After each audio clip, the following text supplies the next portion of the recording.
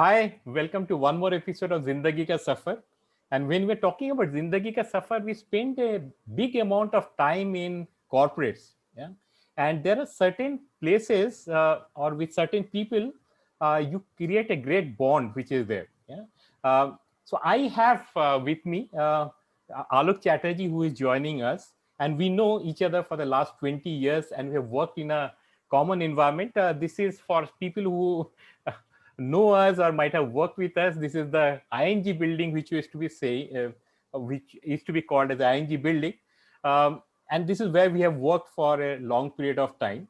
Other than that, I have a lot of interaction, and I have learned quite a lot. And he has been my mentor all throughout my life. So it's wonderful that I'm able to have a discussion with him. Welcome, Alok, to this podcast. Sure. Thanks to it. It's an interesting thing that we'll be doing right now. Yes. So, Alok, let's start from your Zindagi Ka Safar. Share with your growing up, your aspirations as a person. Did you really want to join into sales or training when you were getting into it? Well, to begin with, I think I must be the first generation post-independence of India.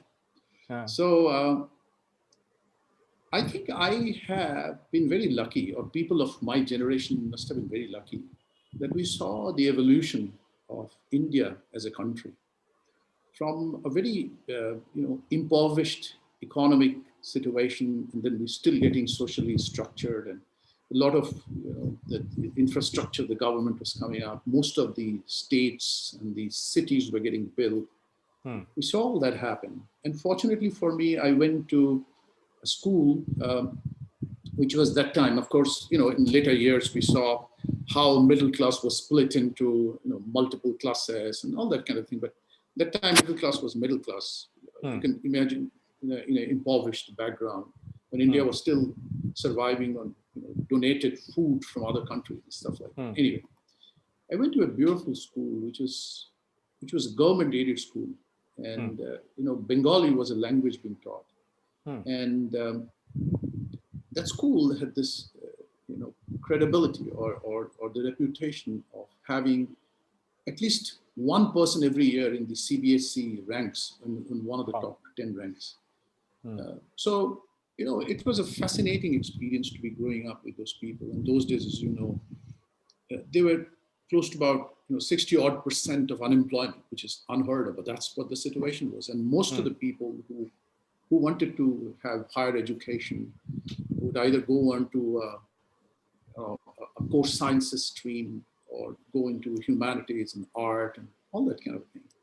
And they all would jump into either trying to become a bank officer or a doctor or an engineer, and typically go into PSU because that's all that was available. And so this year, the school you're saying is in Delhi, or was it in Calcutta? Yeah, I grew up in Delhi. Okay, you grew up in Delhi. Sorry about that. Okay. And at the same time, I saw the one or two generations before me, say from my father's generation. My father's generation had a very different situation. My father joined the Royal Air Force in 1940, and so when Royal Air Force left, he joined the Ministry of Defense and their headquarters, and was no longer in uniformed services. And we saw the values they carried from pre-independence to independence. And we saw, larger than life political figures. And we were also, as a part of our extracurricular, involved into many things. For example, I was involved every year to compete in recitation in the Ramakrishna Mission in 4 languages, where I would meet large number of people from public schools, private schools, schools like mine. They were an incredible experience while we were learning from Vivekananda through his speeches, the values that he saw. Things like we hear a lot of people refer to Vivekananda, Tagore, but I remember something like something that is embedded in my mind. For example, things like education is a manifestation of perfection. or strength is what Upanishad speaks to me every day. Or in Bengali, perhaps things like, He Bharot Bhulio na Nari Jati Radusho Sita Savitri Damayanti. Now, those are embedded. So when people sometimes we grew up, they said, oh, you're being very idealistic.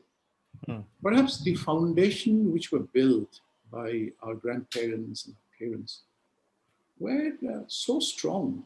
I sometimes, in this large growth of 65 years of my age, I wish there were some moments in our life that we could rebuild, reconstruct those foundations for the generation forward. I think that is what a big miss is the way we grew up. So coming back to, I was being a part of a beautiful history. I mean, I remember one incident that also never left my mind. It was around 1964. We were visiting my mother's uncle's house.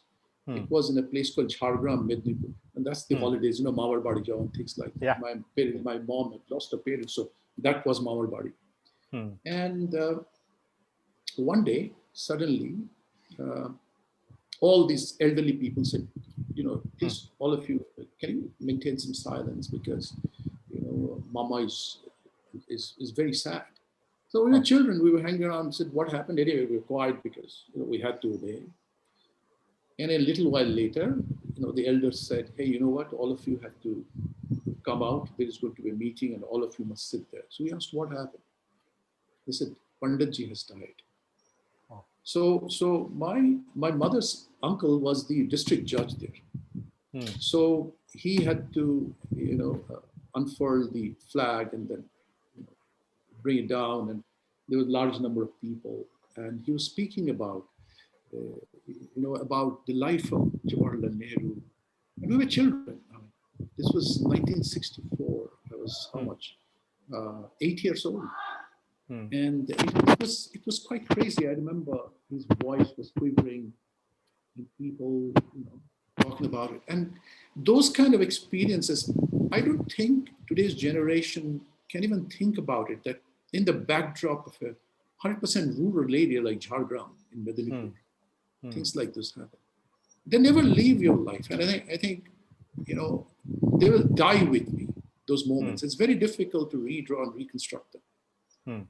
So that being a life, and then we saw the juggernaut of an economic growth post 1991. We just took off all our old baggage, freed the country from the tariff, allowed all the FIIs, licenses are gone, DGTD dead. And we saw a completely different world. Exploration, and that we never saw. It was like tiger leap out of an elephant, and here it is. And we saw the world change. And sometimes I wonder, did the world bring and build on the values this country had and cherished? Because we prided being, an Indian, and we saw what it meant when we went abroad, or when we were speaking in public. And when we were visiting other countries and competing with other people, it was a very different kind of a pride. Pride of being taught very well. We used to have that huge pride about how our professors took care of us, taught us what kind of interest they took in building us. All those things, were very, very tacitly was within us, and that caused the pride. And then things changed, and we saw the technology erupt, and how India exploited the technology, became bigger, was trying to compete in the world as one of the superpowers. Then we saw suddenly something happen, and there was there's cultural downturn. So somewhere I think the journey was very adventurous. It's going to be very seldom to happen something like this in this world. Very few. So I think I cherish this beautiful journey. I saw the evolution. We literally came from almost like statistics to becoming somebody that people would regard, talk to, respect, want to know things. Hmm. Somewhere we felt that we mattered to someone.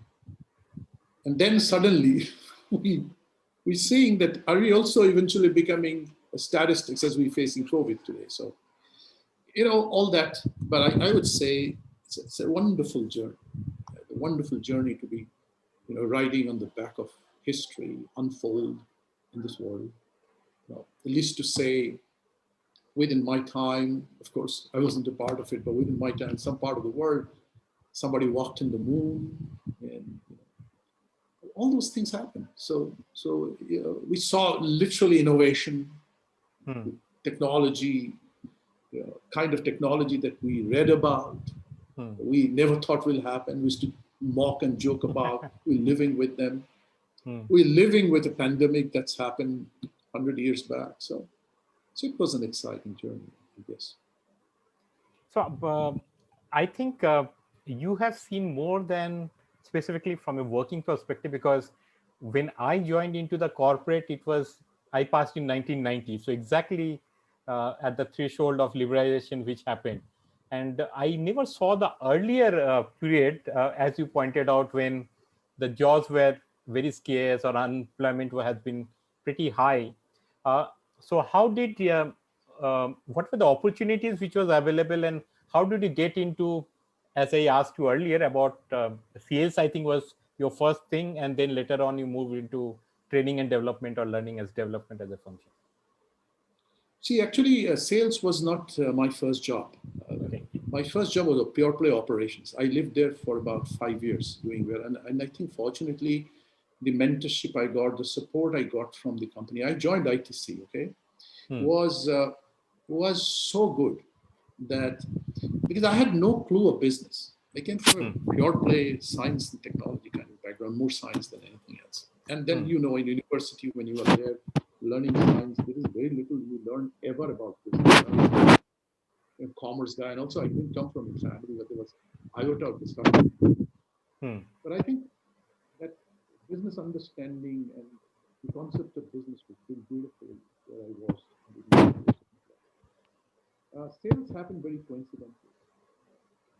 And then learning and development happened much more coincidentally. But I will just fill in the gap of your question that from the time of unemployment to where we moved, where you saw me, how did the transition happen? What is it that we will shortly? See, when Alok, we're talking about, Alok, it has to be a little louder. I don't know. Suddenly, the last couple of sentences, your voice just dropped. I'm not sure why it can happened. you hear me? And Can you now hear it's me now? better. Now it's better. Okay. So I was telling you that I need to fill in that transitory time or transition time. It may Hmm. mean it may become useful to the information that you're capturing.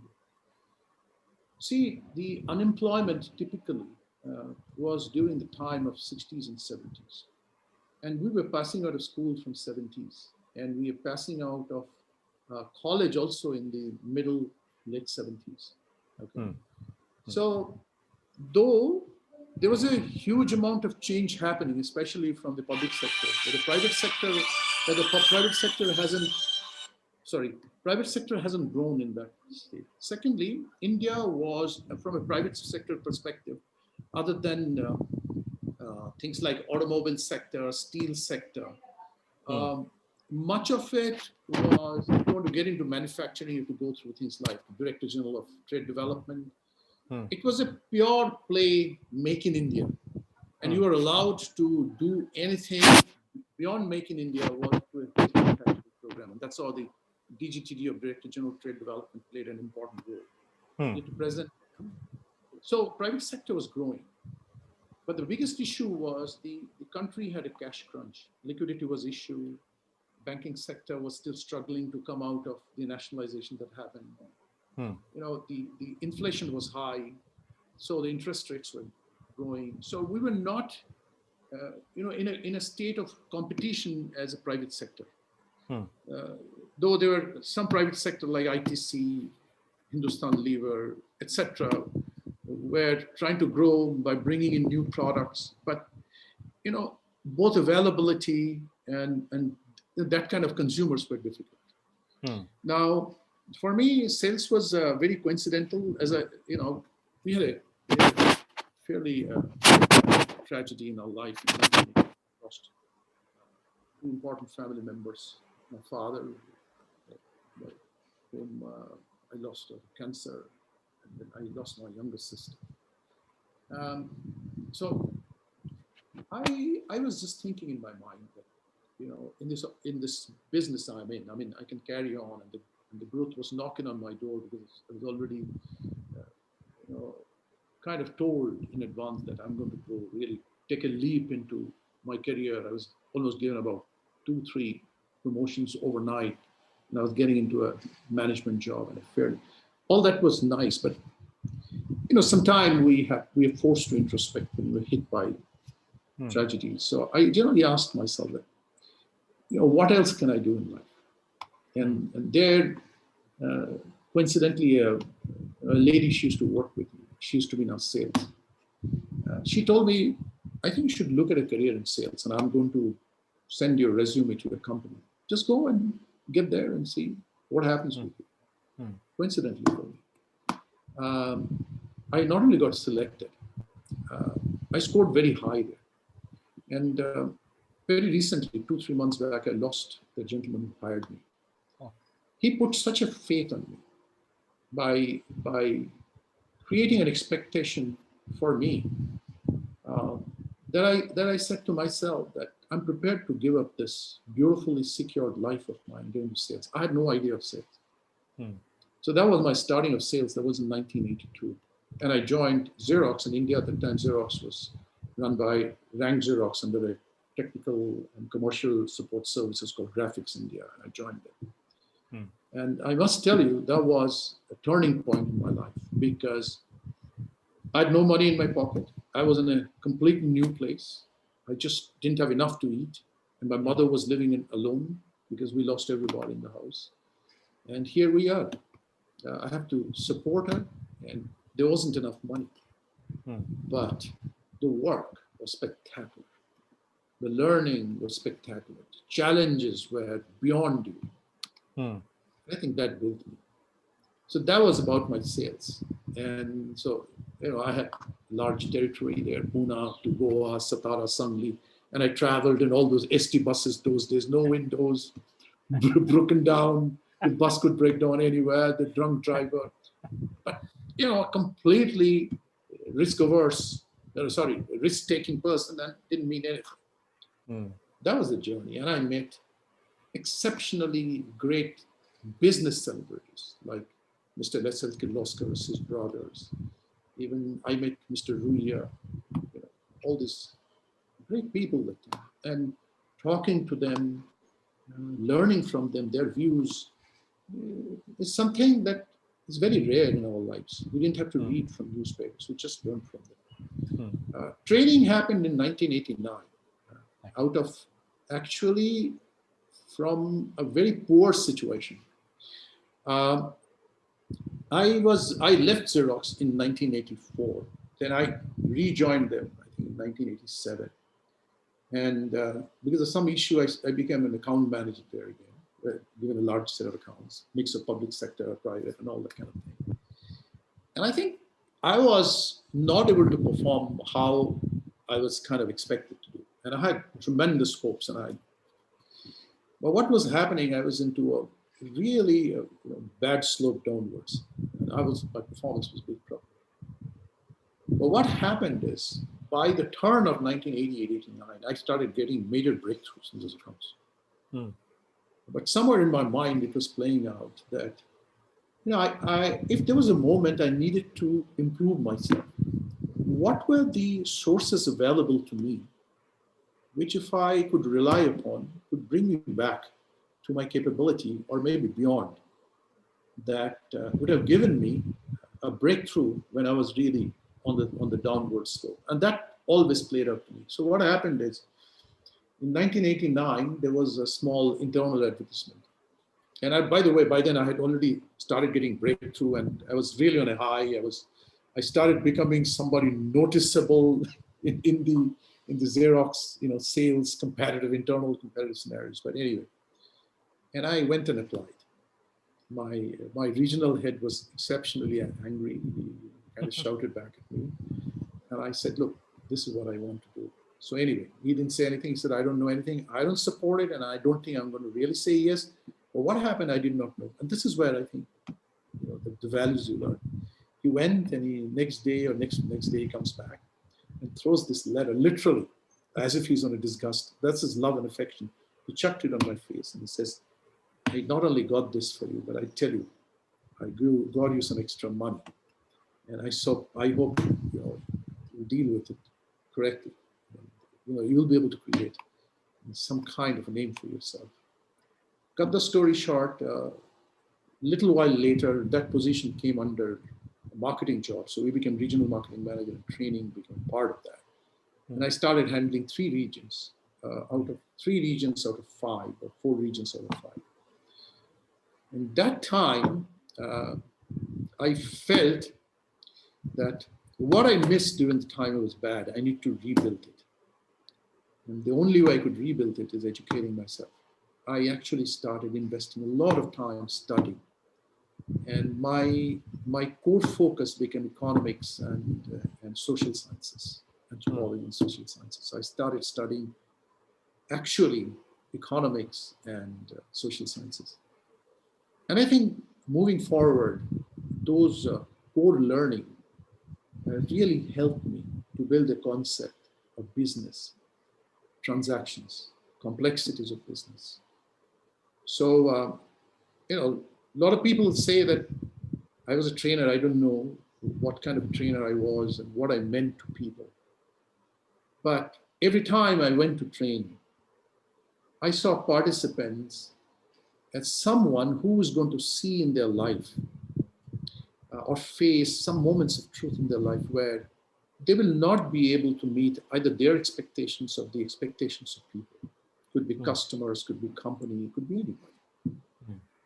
How at that moment can they come back and remotivate themselves? What must be the type of skills, uh, training, or stories that will help them to say, hey, you know what?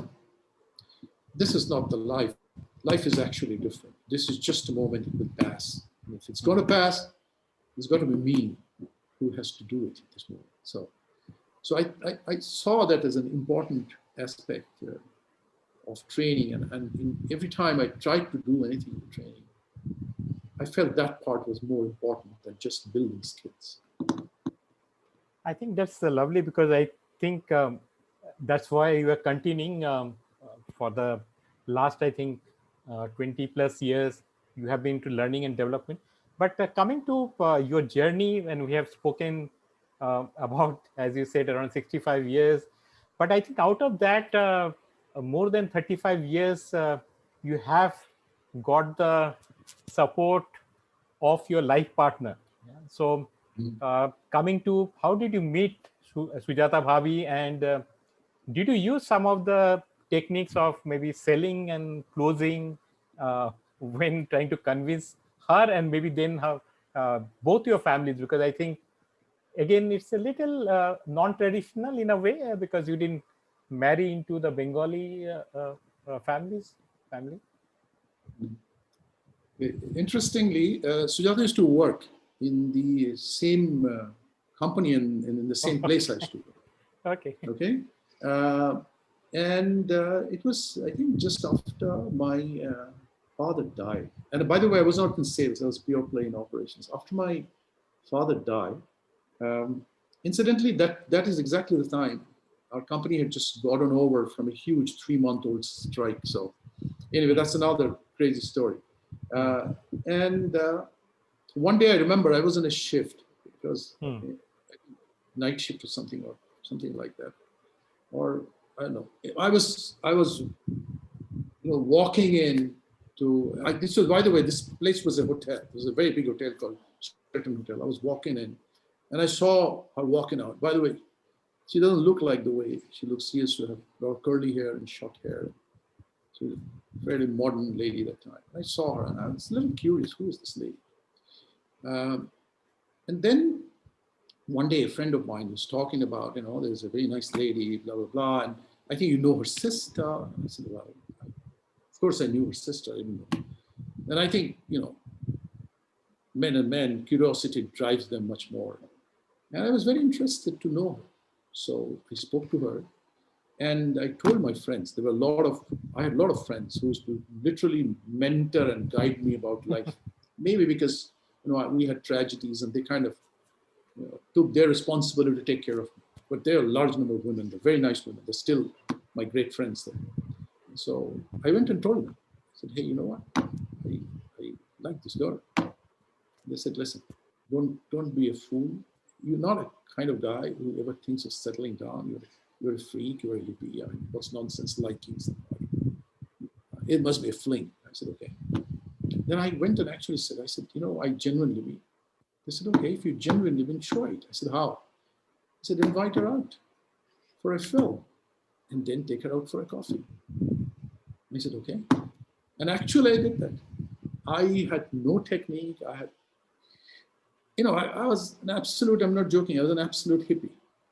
And here I was to do something. And I took their guidance and I literally picked up the phone and she was working. And I said, hey, this is what, can I ask you for a movie? And she said, I will ask my parents. I said, okay. Then she came back and said, okay. And we went out for a movie and then went out for a cup of coffee in Jampat. And that's why it started. Then I met her parents and all that thing that happened. But I'll put it this way. These are the moments I somehow feel, though in this modern time, it's very, it's rather kind of, sometimes very idiotic even talk about it. But I think some of these moments are pre-written. I had absolutely no scope of knowing her, being honest with you. She didn't come from the society I come from. She was not a part of my friend circle. I had a very tiny friend circle. So nothing a part of it was part one. Part two, our life wasn't easy. We didn't make enough money, but we were creating a family. It was very, very tough. And for her to choose me and carrying on a life, I think for anybody else it would have been much bigger choice. Even for parents to agree was much bigger choice than probably mine. So I think that's how it happened. No skills, just pure guidance by some very thoughtful women, and that's how it happened. Okay, so let's figure out so which was the movie you people saw. This is a tough one. This was Bouncer. Yeah, I know. I tell you, this was a movie of Amitabh Bachchan, Hema Malini, and Seven Brothers. What was that movie called? Satya Pe Satya. Satya Pe Satya, correct. That's the movie. Because, by the way, it was suggested by them. Okay. That's a lovely movie, and I think it fitted your personality to a very large extent. Though there are two Amitabhs in the movie, but I think that carefree brothers or Amitabh himself growing up in that manner. Not to say that you were not cultured or you were that way, but who knows? I think it was a wonderful movie to choose. Yeah, it was a wonderful movie. I mean, I enjoyed that movie thoroughly. Right. Yeah. Fair enough. You said so. That's how you met her, and you have started a family. So let's understand that for your two sons. Because you were pretty active is what I have seen all throughout. So how many parent-teacher meet did you attend, or did you attend any? And if you did you get into a debate with the teachers about teaching methodologies and how the school should operate and otherwise? Look, one question is false, one question is true. The one which is false is how many parent-teachers meeting. I attended virtually all. Oh, okay, that's lovely. And despite, I mean, I used to be absent most of the time. From 1991, I hardly spent any time home, by the way, till very recently, a few years back. So frankly, if there's a character build-up, they had a pure contribution of my wife and my mother and their love and affection. Of course I had, but for me, it was just all the time out, the kind of job I was doing. But I don't know, coincidentally, I was there for all the parent-teacher meetings, and all of them went very well. Then my, the teachers, when they spoke about my kids, I felt very proud. And I used to think, is this something I'm at all doing? Anyway, but about the second part is about my younger son. He moved, he was in Naval Public School in Delhi. So when we moved here, the eldest son had already gone to the college, 12. You know about that. He came from the CET or whatever it is here. And then the youngest son was studying in Air Force Public School here, Sadashiv. So I think post 11th result, they had called for a emergency parent-teacher meeting. The principal had called. Okay? And my house was very close, so walking distance. We used to live in Sadashiv. But though it's a walking distance, still 4 or 5 kilometers. So anyway, I kind of somehow, I don't know how, I landed up late. I think by 5 or 7 or some nonsense, 10 minutes. And they had shut the door. They didn't let me in. And I was fuming within me, Honestly, I was fuming within me. And I did not know what was the reason why they had called the principal in emergency meeting. I didn't know, the crisis or the criticality of the meeting, as usual. I always enjoy, and I love my kids beyond anything. So, and I will always support them, even if they're doing something funny. I'll still support them because I know to what extent they can be funny. So when finally, after an hour or so, that meeting was over, and I noticed it was just not me who came late. There were 6 or 7 other parents who were also late. And here's the principal, Air Force School. She's a lady, very commanding lady. And she called all of us in, and she gave us a piece of her mind. And I was fuming. And then, once she was over, then she said, "Do you know how your children are doing? They're performing very badly. They're rude. I don't think they're going to they will do well at all in 12. It seems that none of you are taking things seriously," and all that happened. But within me, I was burning. So I saw that, it was kind of a table in which she was sitting, and there was a sick gentleman sitting and all that. So I raised my hand. I said, "Look, can I ask you a question, madam, before we start off?" She said, "Yes." I said, "Look, I still want to know, did you do the right thing by keeping us all out?" And, things happen. And we are interested about children. But are you sure you did the right thing? And I went into a debate with her. And that was the only time I think I kind of perhaps would have embarrassed my family. And the first time my wife wasn't there, she wouldn't have allowed me to do this for sure. But I think I kind of challenged her protocol and systems, but it was just one of those very funny things of life. But otherwise, if Sujata Bhabi was there somewhere close by, first of all, you won't have reached late. And or absolutely. Even if you are going separately, I think she would have been very much on time and all, and you would have been the person. No, that's for sure. Her time sense and her time objectives are real well. I'm not disciplined. I think that part of hippie is still existing.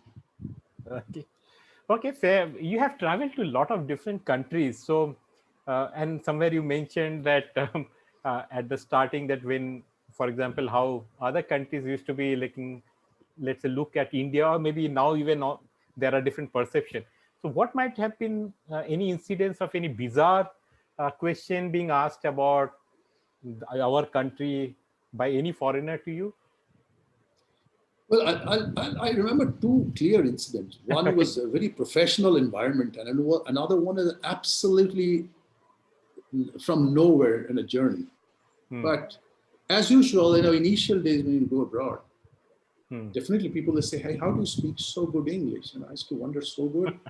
And then say, how do you speak English? And used to say, we studied English from our primary classes, and we have read Wren and Martin and stuff like that. They would say, "What is Wren and Martin?" So to say very complex books, on grammar. Nobody reads them anymore. But anyway, that was very, very early days of life, and where you will hardly get to see, or rather get to see very few Indians in the airports and all those kind of things, and moment to see, feel nice to talk about them and all that kind of stuff, right? But 2 incidents, bizarre incidents. One was, I had just finished something in rating, and my company told me, Reading just outside London, as you know. And then my company told me, hey, you know what? You have to go to London, stay for so many days, and then get to Marlow. And there is this product we're trying to bring. It's an expensive product. At that time, I was in Xerox. And please, talk to that guy, understand what is it that we require, what setup we require, what kind of learning development we require across service, sales, what kind of marketing inputs we require to go into the market, and learn everything about the product, because we want to bring this product. And it was an expensive product, very difficult product to push. And we had a specific vertical for that. Anyway, so cut the story short, I reached this guy, this fellow appointment and all that kind of thing. And I went there, and so I just opened my conversation with him. And then at some point, he looked at me, with some amusement that, why am I asking for this? Kind of a frown on his face. And he said, but why do you want this product? So I said, this is the market, and this is blah, blah, blah, and this segment. He said, but you can't run this machine. You can't maintain this machine in India. So I asked him, sorry, why? He said, because it requires specialized engineers and specialized systems for this.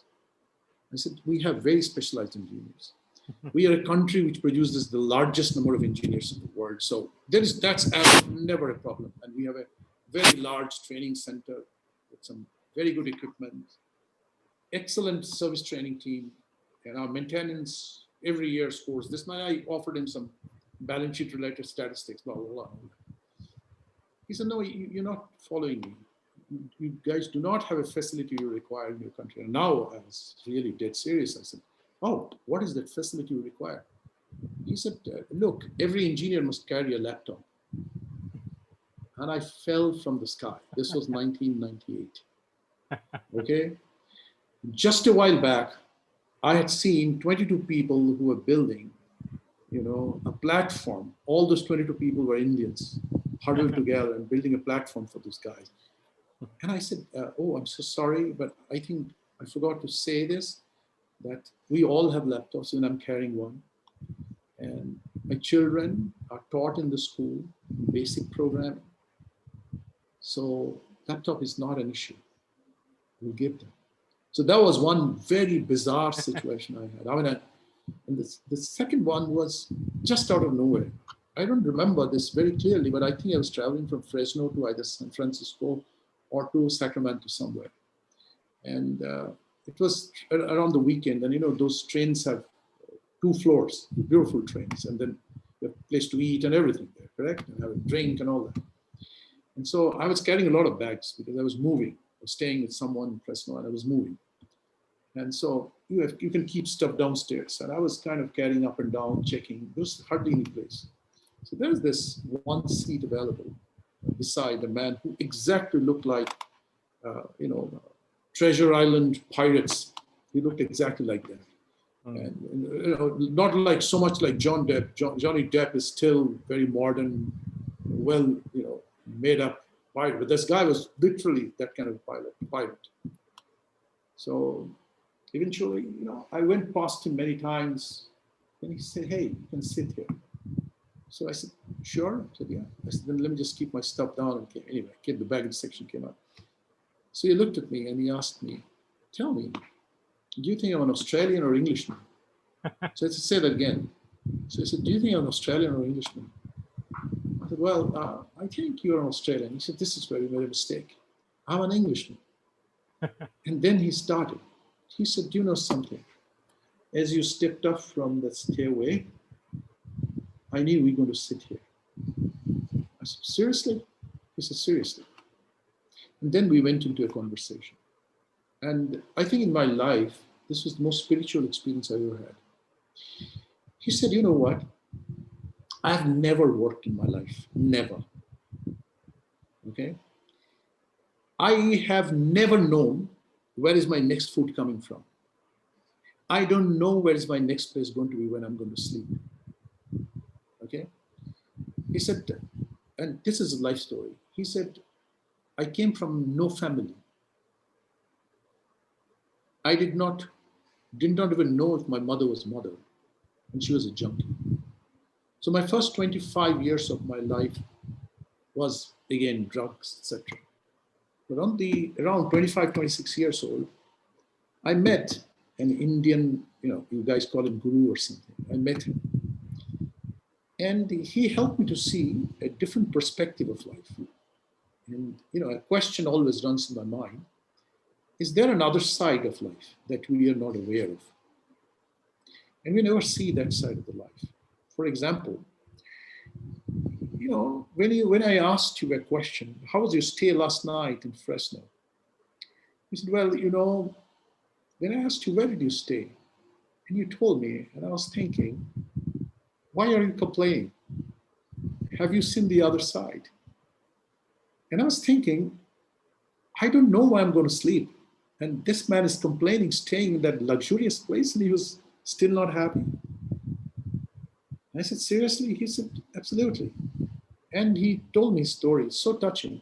He said, I had only one inheritance. It was a tiny, small, kind of a one-room house in London, extreme end of London. And I decided to sell that because I had 2 kids. And I really don't know. I did not do anything for them. So I decided to sell this. Now these kids were away and I had nobody. I bought a small little boat. It was a one-man boat. It was a sailing boat. I did not even know proper sailing. And one night, I packed it up with water and some food, and I decided to sail to Brazil. I said, you're serious? I mean, you don't know sailing? You're sailing, going to Brazil. Did you even know how to read a compass and go to Brazil? He said, well, everything was just, try, and if I can. I said, weren't you afraid that you may drown? That was not my fear. My fear was one big ship may come and eat me up and go away. I won't even know. He says, those 20 days of my life that I traveled, I reached Brazil. He said, I was actually having out-of-body experience. I used to sit with me, sitting opposite me and talk.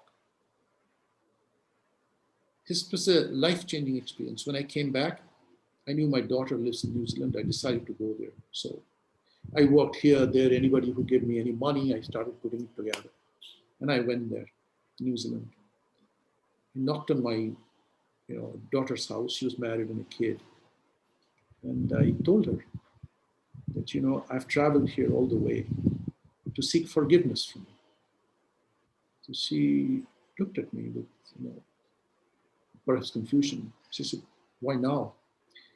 He said, I don't know why now, but this was the only thing I had in my mind, that I wasn't a good father. So can you forgive me?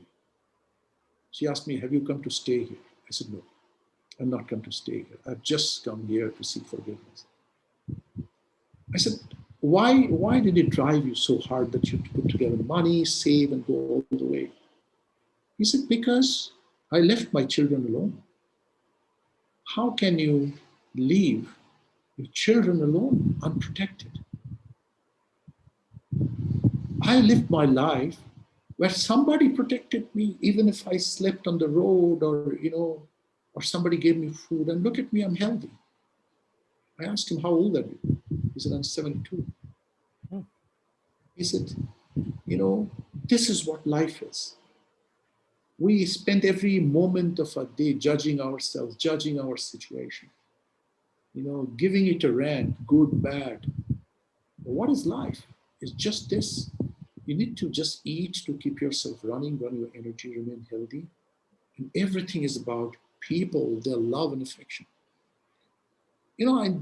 It's a man I did not know just a couple of hours back. And what a lesson he gave me that moment. So these two bizarre experiences, completely opposite 2 dimensions, but really a big star in my life that you were asking me, and I kind of remember to talk about. Okay, I think that's a lovely couple of incidents which you told. So we have been talking for the last 45 minutes. So before we try to finish, one more incident or memory which I will say. We know each other for the last 20 years. So what has been so-called memorable moment with me, which you still recollect, which might be unique? Tuhin Banerjee, how can I forget how I met you and how I coached you? It was in the beginning of when he started 9G. They hired me to build, train, build the capability for the agency. Or that time it was the only agency, and it was a job not known to anybody at that time, and so was mine.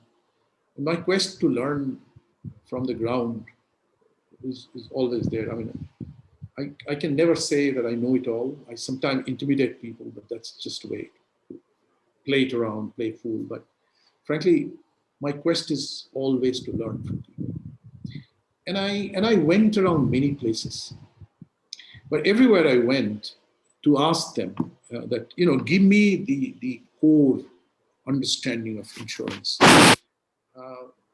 Everybody thought I either I come to compete with them, or I'm going to take away their knowledge and build my own. I think I was not able to create that trust to have a forward conversation and get understanding of the content that would be the foundation that we require to build the first layer of capability for the agents or people who are joining us as agents, managers, sales manager, branch manager, regional manager, everybody, correct? Even for that matter, the services, people joining the service, everybody to learn. Everybody came from outside, mostly 99%. Yeah. So in that quest, I went many places. And I think that time it was ILFS which set up this vertical, correct? Yeah. Which was doing two things. I remember one was the K12, which was run by one of our ex-Xerox marketing guys. What's his name? I've forgotten. What's his name? Sudarshan? The guy was running the K12. The guy was running K12. Shiva or Sudarshan? Not okay. Anyway, so that gentleman, and then was this insurance part you were developing. So I remember meeting your CEO, and he said we have somebody very good in the content. I think spend time, and you gave me half of the day to talk to you. And I think that was the first time without any hostility, any intimidation, or any adversarial influence.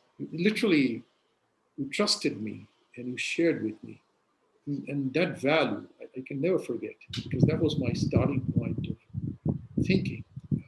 Thought thought the knowledge that I really required to move forward, or else it would have been very difficult. I had to remain in search for that. So that was most memorable thing I had in my life. And I remember I came back, and after a few months, I think I called you up and I said, "How would you like to really see through?" Because I felt value.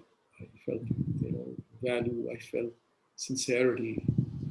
I felt honesty, and these things are sacrosanct. They're very holy. They're the moments of truth. So that's one part of my memory with you. The second part of my memory with you is something very different. It's about you and your family. I cannot see you, picture you without your family. You're such a composite, loving, family which participates together like one unit. And make no mistake, these pujas, if there's anybody I'm looking forward to meet, and my family is looking forward to meet, is always you and your family. Your mom, your late sister. And I remember you're meeting your dad, who I remember we went for his heart surgery. It's not been a journey, but I think it's kind of a beautiful relationship that we build thereafter. We may not meet so often. We may have moved around different companies, different types of positions. But I think that's the value that you really set in for me. I'm thankful and grateful to you for that. Thanks a lot. That was very nice and wonderful thoughts, and as usual, coming straight from your heart. And also really appreciate you taking the time out and speaking about your life journey with us. So you basically, I think, will be 16-year-old, given that you were born on 29th of February. Yeah, so I think that young at heart is always there, though maybe biological body will say 64 or 65, as you were putting it. Yeah. So thanks a lot. Wish you all the best, and let's be in more touch. Hopefully, we stay in the same city. So, Absolutely, Tuhin. It's remarkable, and I would also say, repeating it rather, that this thought of yours to have a conversation with us is very critical because I think you know that both me and my wife recovered from COVID, mm, and I think it was a life changing experience for us. And this conversation that we are having, like this conversation, mean a lot to us and they're very valuable. Thanks again for really considering to talk to me, and I appreciate your calling on us. Okay, thanks. God bless you and your family all the way. okay, thank you. Bye bye. Bye. Take care. Bye. Have fun. Bye. Thank you.